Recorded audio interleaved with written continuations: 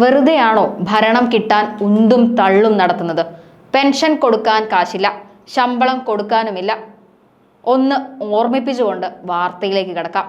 ശമ്പള കുടിശ്ശിക 4 ലക്ഷം. ചികിത്സയ്ക്ക് പണമില്ലാതെ ജീവനക്കാരൻ മരിച്ചു. മലബാർ ദേവസ്വം ബോർഡിലെ ശമ്പള പ്രതിസന്ധിയുടെ ഇര. ശമ്പള കുടിശ്ശിക സ്വയം വിരമിക്കൽ അപേക്ഷയിലെ അനുമതിയും കാത്ത് മടുത്ത് മണ്ണാർക്കാട് പള്ളിക്കുറുപ്പ് മഹാവിഷ്ണു ക്ഷേത്രം സെക്യൂരിറ്റി ജീവനക്കാരൻ കുറിയപ്പള്ളിയാൽ ചന്ദ്രൻ യാത്രയായി. 4 ലക്ഷം രൂപ കിട്ടാനുള്ള വൃക്കരോഗിയായിരുന്നു ചന്ദ്രൻ. ചികിത്സയ്ക്കും ദൈനംദിന ആവശ്യത്തിനുമായി പണം വേണ്ടി പലവട്ടം മലബാർ ദേവസ്വം ബോർഡിനെ സമീപിച്ചെങ്കിലും കിട്ടിയില്ല. ഇന്നലെ കോഴിക്കോട് മെഡിക്കൽ കോളേജ് ആശുപത്രിയിലായിരുന്നു ചന്ദ്രന്റെ മരണം.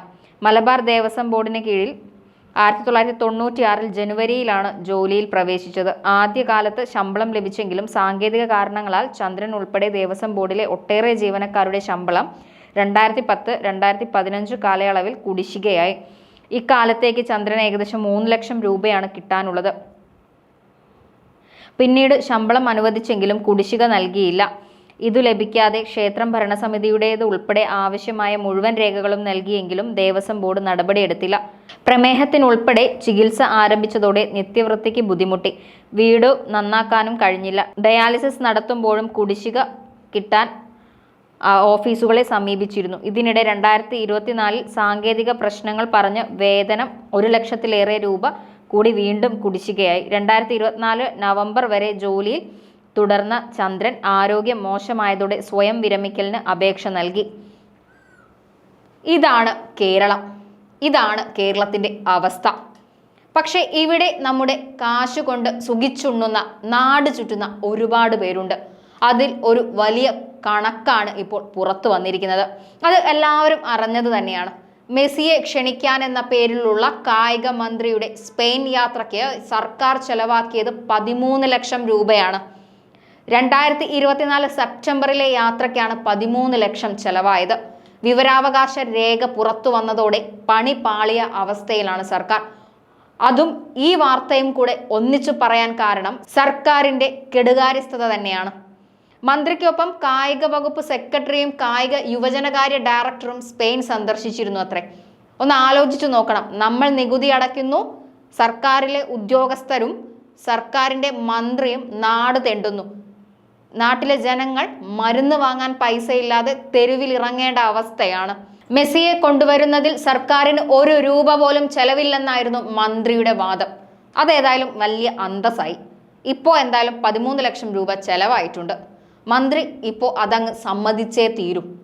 അർജന്റീന ടീമിനെ കേരളത്തിൽ എത്തിക്കുന്നതിൽ സർക്കാർ ഖജനാവിന് നഷ്ടമുണ്ടായിട്ടില്ലെന്ന കായിക മന്ത്രി വി അബ്ദുറഹ്മാന്റെ വാദമാണ് ഇവിടെ പൊളിയുന്നത്. മന്ത്രിയുടെ സ്പെയിൻ സന്ദർശനത്തിന് മാത്രം ചെലവാക്കിയത് 13 ലക്ഷത്തിലധികം രൂപയാണ്. ഒന്ന് ഓർത്തു നോക്കണം നമ്മുടെ ഭരണത്തിന്റെ ഒരു പോക്ക്.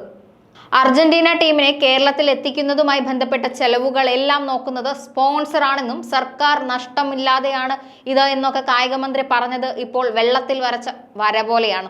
എന്നാൽ മിഷൻ മെസ്സിയുമായി ബന്ധപ്പെട്ട സർക്കാരിന് നഷ്ടമുണ്ടായെന്നുള്ള വിവരാവകാശ രേഖകൾ തെളിയുകയാണ് ഇപ്പോൾ.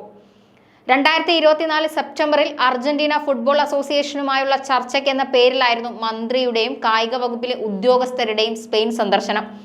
ടീമിന്റെ കേരള സന്ദർശനവുമായി സജീവ ചർച്ചകൾ നടന്നെന്നാണ് അന്ന് കേരളത്തിൽ എത്തുമെന്നും മന്ത്രി തന്നെ ഫേസ്ബുക്കിൽ കുറിച്ചു. എന്നാൽ അർജന്റീന ആസ്ഥാനമായ ബ്യൂണസ് അയേഴ്സിൽ പോകുന്നതിന് പകരം എന്തിന് മന്ത്രി സ്പെയിനിൽ പോയെന്നും ആരുമായാണ് ചർച്ച നടത്തിയതിന്റെ വിശദാംശങ്ങളും ഇല്ലെന്ന ചോദ്യം ഇപ്പോൾ ഉയരുകയാണ്.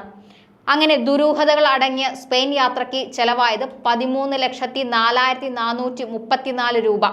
അത് സർക്കാരിന്റെ കായിക വകുപ്പ് സമ്മതിക്കുകയാണ്. ഇവിടെ കായിക വികസന നിധിയിൽ നിന്നാണ് ഈ പണം അനുവദിച്ചതെന്നും രേഖയിലുണ്ട്. 13 ലക്ഷം രൂപ സർക്കാരിന്റെ നഷ്ടങ്ങളുടെ നീണ്ട ലിസ്റ്റിൽ ആദ്യത്തേതും മാത്രമാണെന്നുള്ള വിമർശനവുമുണ്ട്. എന്തായാലും നമ്മുടെ കുറെ പൈസ കൂടെ പിണറായിയും സംഘവും ദൂർത്തടിച്ചു എന്ന് ചുരുക്കി പറയാം. ഇങ്ങനെ ഒരുപാട് ജീവിതങ്ങൾ സർക്കാരിനുണ്ട് പറയാൻ. അതുപോലെ ഒരുപാട് വിഷമം അനുഭവിക്കുന്ന ജനങ്ങളുടെ കഥ പറയാനും ഞങ്ങൾക്കുണ്ട്. അതായത് സർക്കാരിന് ഇപ്പോൾ നടക്കുന്നത് അവരുടെ സുഖങ്ങൾ മാത്രമാണ്. ജനക്ഷേമം പരിഗണനയിൽ പോലും ഇവർ ഉന്നയിക്കുന്നില്ല. ആ സ്ഥിതിയിലാണ് പിണറായിയും സർക്കാരും ഇപ്പോഴുള്ളത്. മെസ്സി കേരളത്തിൽ വരുന്നത് ഇപ്പോൾ 2ാം ഘട്ട ചർച്ചയാണ് നടക്കേണ്ടത്. ഇപ്പോൾ അറിയേണ്ടത് ഈ 13 ലക്ഷം രൂപ ആര് പുട്ടടിച്ചു എന്നതാണ്.